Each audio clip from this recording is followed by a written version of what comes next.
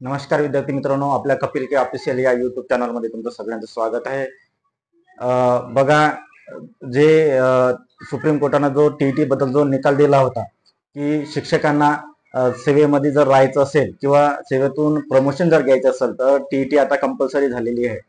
मग आता बरेच शिक्षक आता टीईटीचा फॉर्म भरत आहेत, परंतु त्यांच्यासमोर हा एक महत्त्वाचा प्रश्न उभा आहे की आता या टीईटीचा फॉर्म भरायच्या अगोदर परीक्षा परवानगी घ्यायची आहे की टीईटीचा परीक्षा दिल्याच्या नंतर परीक्षा परवानगी घ्यायची आहे।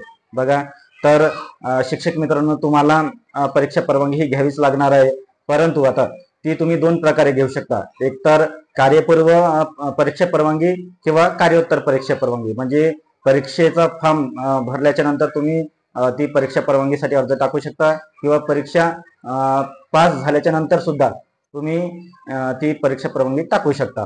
आता ती परीक्षा परवानगी कोणाकडे टाकायची आणि कशी टाकायची, तर बघा, या ठिकाणी तुम्हाला जे आपल्या जिल्हा परिषदेचे जे प्राथमिकचे शिक्षण अधिकारी आहेत यांच्या नावाने ती परीक्षा परवानगीचा अर्ज टाकायचा असतो। तो तुम्हाला एका साध्या कागदावर सुद्धा लिहिता येईल किंवा तुम्ही ते टाईप करू शकता आणि तो टाईप केलेला अर्ज तुम्ही आपल्या केंद्राचे केंद्र प्रमुख यांच्या मार्फत किंवा केंद्रीय मुख्याध्यापक यांच्या मार्फत तो पंचायत समितीमध्ये सादर करू शकता आणि त्याच्यानंतर ते पंचायत समितीमधून तो तुमचा तिकडे म्हणजे जिल्हा परिषदच्या जे प्राथमिक शिक्षण अधिकारी आहेत त्यांच्याकडे तो फॉरवर्ड केला जाईल। त्याच्यानंतर ते परीक्षा परवानगी मिळण्यासाठी तुम्हाला ते 2 ते 3 महिन्याचा कालावधी लागू शकतो किंवा त्याच्यापेक्षा सुद्धा जास्त कालावधी लागू शकतो। त्याच्यामुळे तुम्ही तो जर तुम्ही टीईटीचा फॉर्म भरत असाल तर टीईटीचा फॉर्म भरल्याच्या नंतर तुम्ही ते टीईटीच्या फॉर्मची प्रिंट त्या अर्जाला जोडून तुम्ही फॉर्म आता म्हणजे परीक्षा परवानगीचे जे अर्ज आहे तुम्ही आताच सबमिट करू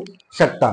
बघा, तुम्हाला जर परीक्षा परवानगीचा अर्ज कसा लिहायचा हे जर माहित नसेल तर तुम्ही आमच्या चॅनलला सबस्क्राईब करा आणि एक व्हिडिओच्या डिस्क्रिप्शन बॉक्समध्ये टेलिग्राम चॅनलचं लिंक दिलं आहे। त्या टेलिग्रामच्या चॅनलवर तुम्हाला ती अर्जाची कोरी प्रिंट किंवा कोरी पीडीएफ तुम्हाला त्या ठिकाणी मिळून जाईल। तुम्हाला हा व्हिडिओ कसा वाटला मला कमेंट्स करून नक्की कळवा आणि असेच उपयुक्त व्हिडिओ पाहण्यासाठी आमच्या चॅनलला सबस्क्राईब करा।